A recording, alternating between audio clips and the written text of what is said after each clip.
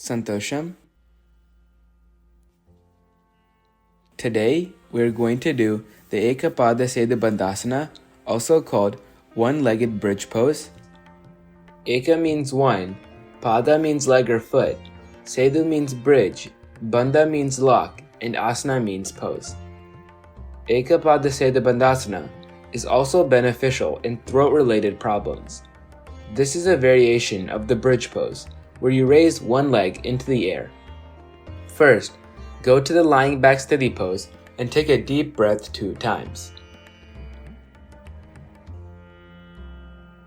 Fold your knees and keep your feet hip distance apart on the floor, with your knees and ankle in a straight line.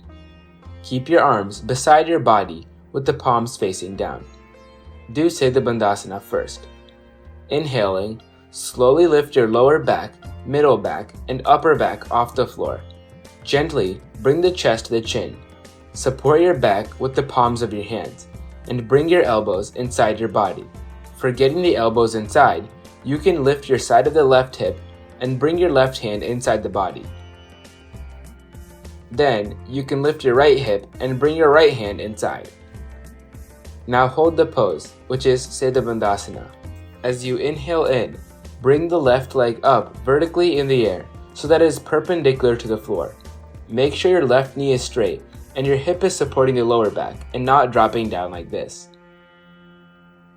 Hold this for a few seconds. Exhale, bring the left leg down. Now inhale, bring the right leg up and hold it for a few seconds. And then exhale down. Repeat this process 2 more times with an alternate leg. To relax the pose, exhale, lower your hip down, and relax your legs.